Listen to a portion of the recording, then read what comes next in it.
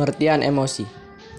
Emosi merupakan suatu keadaan pada diri organisme ataupun individu pada suatu waktu tertentu yang diwarnai dengan adanya gradasi efektif, mulai dari tingkatan yang lemah sampai pada tingkatan yang kuat atau mendalam, seperti tidak terlalu kecewa dan sangat kecewa. Kondisi emosi remaja. Perkembangan emosi remaja adalah masa di mana anak mengalami perubahan emosi yang signifikan. Pada masa ini, emosi anak tidak stabil dan terkadang cenderung seperti anak-anak, terkadang seperti anak dewasa. Selanjutnya, bentuk-bentuk emosi. Menurut Goleman pada tahun 1995, emosi terdiri dari 4 bentuk, yaitu yang pertama kesedihan. Kesedihan meliputi pedih, sedih, muram, suram, kesepian, putus asa, depresi. Yang kedua kenikmatan. Kenikmatan terdiri dari bahagia, gembira, riang, senang, terhibur, bangga, terpesona. Yang ketiga yaitu takut. Takut dapat berupa cemas, gugup, khawatir, waspada, panik, dan fobia. Dan yang keempat yaitu amarah. Amarah dapat berupa mengamuk, benci, tersinggung, jengkel, terganggu, tindak kekerasan. Faktor-faktor yang mempengaruhi perkembangan emosi remaja antara lain yang pertama, perubahan jasmani.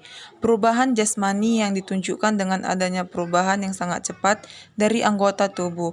Pada taraf-taraf permulaan, pertumbuhan ini hanya terbatas pada bagian-bagian tertentu saja yang mengakibatkan postur tubuh menjadi tidak seimbang. Ketidakseimbangan tubuh sering mempunyai akibat yang tidak terduga pada perkembangan emosi remaja. Tidak setiap remaja dapat menerima perubahan kondisi tubuh seperti itu, lebih-lebih jika perubahan tersebut menyangkut perubahan kulit yang menjadi kasar dan penuh jerawat. Yang kedua, perubahan pola interaksi dengan orang tua. Pola asuh orang tua terhadap anak, termasuk remaja, sangat bervariasi. Ada yang pola asuhnya menurut apa yang dianggap terbaik oleh dirinya sendiri saja, sehingga ada yang bersifat otoriter, memanjakan anak, acuh tak acuh, tetapi ada juga yang penuh dengan cinta kasih. Perbedaan pola asuh orang tua seperti ini dapat berpengaruh terhadap perbedaan perkembangan emosi remaja. Yang ketiga, perubahan interaksi dengan teman sebaya. Faktor yang sering menimbulkan masalah emosi pada masa ini adalah hubungan cinta dengan teman lawan jenis. Pada masa remaja tengah, biasanya remaja benar-benar mulai jatuh cinta dengan lawan jenis. Gejala ini sebenarnya sehat bagi remaja, tetapi tidak jarang menimbulkan konflik atau gangguan emosi pada remaja jika tidak diikuti dengan bimbingan dari orang tua atau orang yang lebih dewasa. Yang keempat yaitu pandangan luar. Ada sejumlah faktor perubahan pandangan dunia luar yang dapat menyebabkan konflik-konflik emosional dalam diri remaja, yaitu yang pertama, sikap dunia luar terhadap remaja sering tidak konsisten. Kadang-kadang mereka dianggap sudah dewasa, tetapi mereka tidak mendapat kebebasan penuh atau peran yang wajar sebagaimana orang dewasa. Seringkali mereka dianggap masih anak kecil, sehingga menimbulkan kejengkelan pada diri remaja. Kejengkelan yang mendalam dapat berubah menjadi tingkah laku emosional.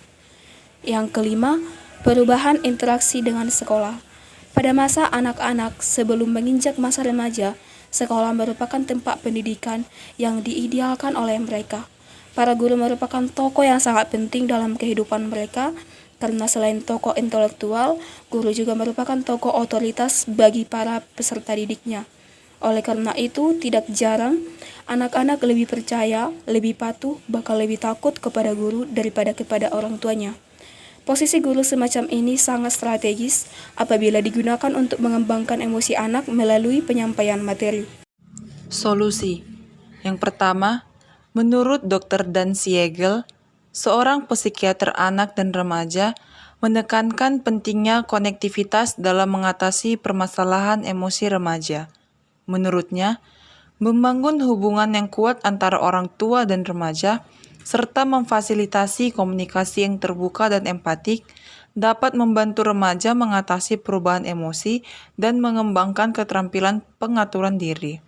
Yang kedua, menurut Dr. Mark Brackett menyoroti pentingnya pendidikan emosi dalam mengatasi permasalahan emosi remaja.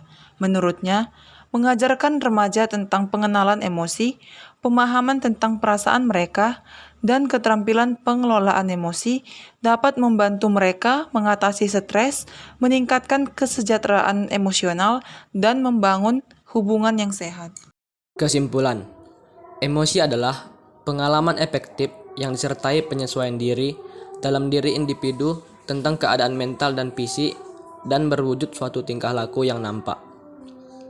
Fase-fase perkembangan emosi peserta didik dapat dilihat dari perkembangan peserta didik dari usia prasekolah, sekolah dasar, dan di usia remaja. Masa remaja dianggap sebagai periode badai dan tekanan, suatu masa di mana ketegangan emosi meninggi sebagai akibat dari perubahan fisik dan kelenjar.